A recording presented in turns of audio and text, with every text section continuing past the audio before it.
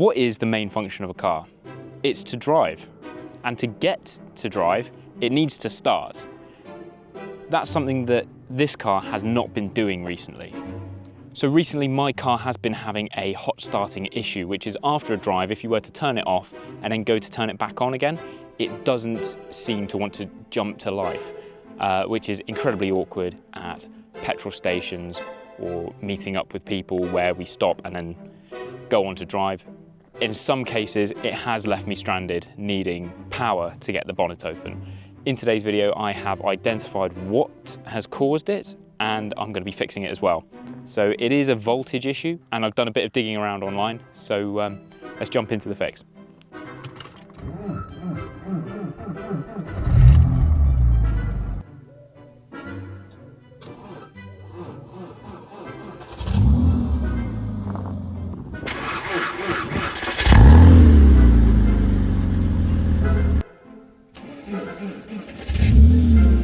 So it's not as bad as it has been, although that first startup definitely was the worst of the three there, and I have had it before where the whole battery is cut out to the point where I can't remove the key and I can't open the bonnet to jump start.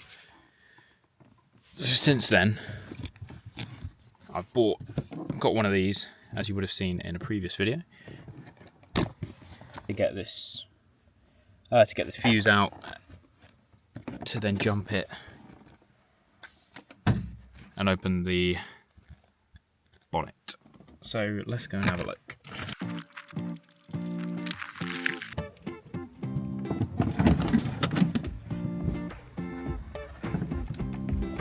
You can see here, this is the wire in question. It's gone back to here. And this is the ground for this cable. And I've looked on other Boxsters, and they've got a red clip here holding this on. I mean, just from wiggling it around. There you go.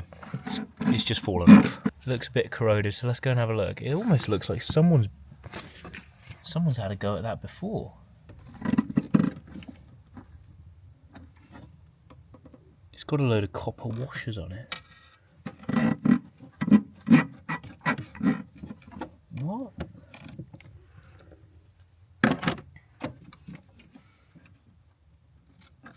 This is odd. Look at that.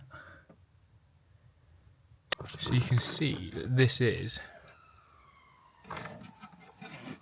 quite badly corroded, scored up quite a bit from having those copper washers on.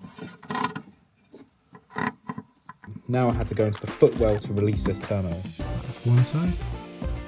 Oh, there you go. Behind this cover I had to undo a bolt which was in an area so tight I could barely get a ratchet in. It's out. I can see it.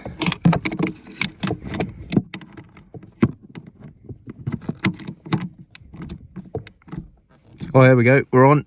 We're on. Oh, that's moving.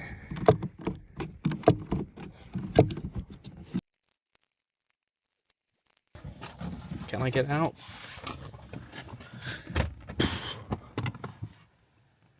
There's that. I already know what the comments are going to say about this. It has been parked under a tree for quite a while, so apparently that is all that holds this in, so I should be able to just grab the terminal.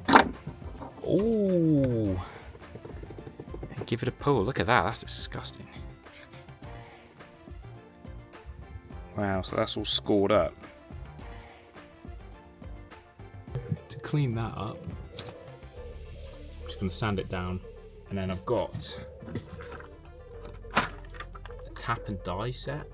So I'm going to put a thread on this and then bolt it on. I've actually had this issue, I think, since I bought the car off. Well, I bought this car as a result of seeing a YouTube video of it. So there is a YouTube video of this car out there on a channel that's not mine. So if you can find that, drop it in the comments. But even in their video, this car was starting slow. And they said it was a characteristic of the car, but I don't think it is. I think it's characteristic of that. So there we go. I think we've got a decent amount of that rust off. So I've got the terminal in a socket just so I can hold on to it, and then I'm going to go at it with this going the other direction. So hopefully this works all right. Because of how scored up that was, the thread does look a little messy, but it is all there. So I'm going to see if I can find a bolt that will match it.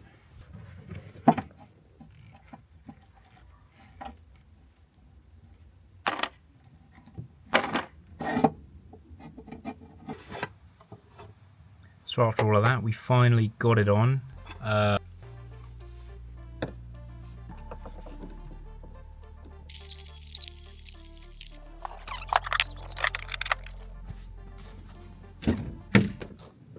Right, first of all, let's see if it starts. Seems to work.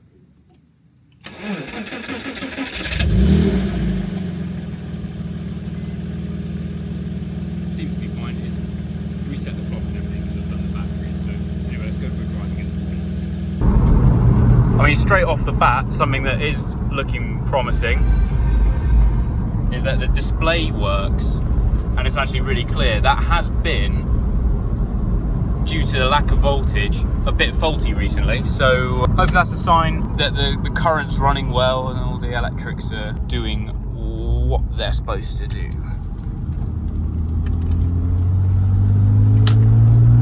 Time to get some temperature.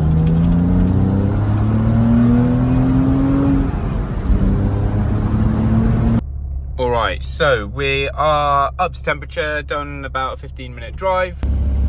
So we're going to give it a go to turn it off and on. Got the jump pack just in case. Here we go.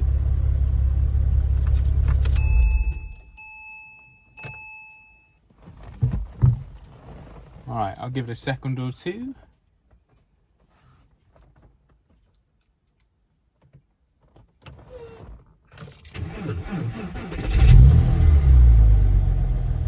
No squelching, no hesitation, seems all right.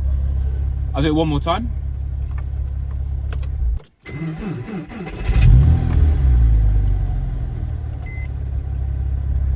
You know what? I think we fixed it. As a job to do to your car, I wouldn't recommend it if you have slightly larger hands. I mean, I don't think my hands are too huge.